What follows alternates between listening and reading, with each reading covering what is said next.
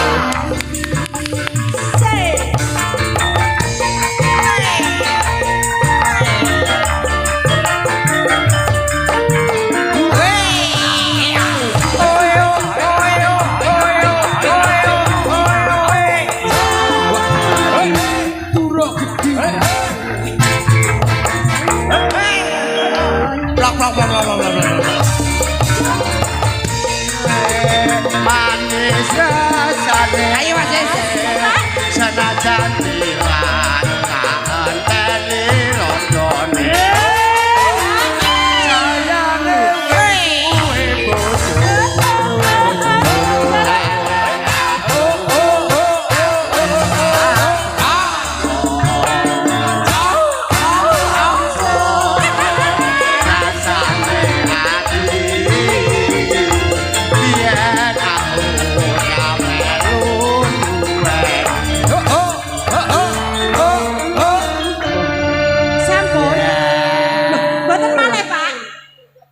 Pon.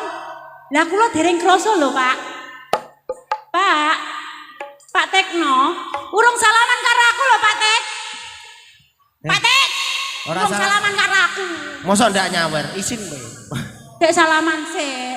Lali Pak Tek kalau. Tangannya halus. Halus. Tangannya halus Pak Tekno. Balis. Wah. Balis. Wah, halus. Balis. Halus blas. Ndak nyawer kowe yo. Ndak ngrenjel blas. Lah nek dijele. Mosok ndak goro-goro kene. Rogo-rogo kene. Panjenengane Pak Tek.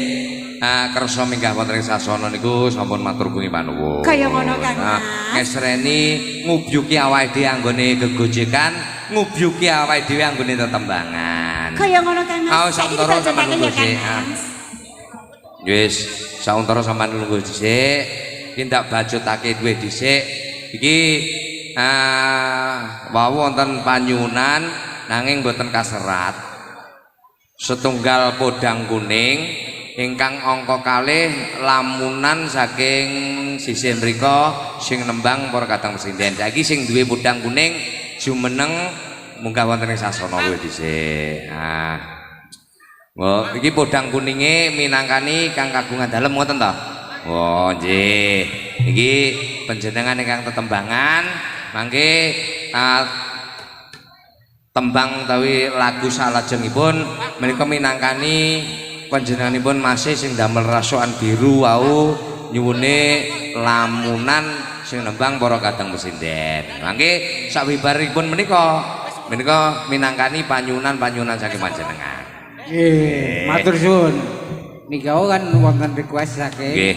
bapake ingkang kagungan dalem. Wo, bapake minangkani ingkang kagungan dalem. Nggih, ngoten. Monggo, Podang kuning. Podang kuning. Dados monggo podang kuning sarengan kalian Griya Budaya Panji Nusantara.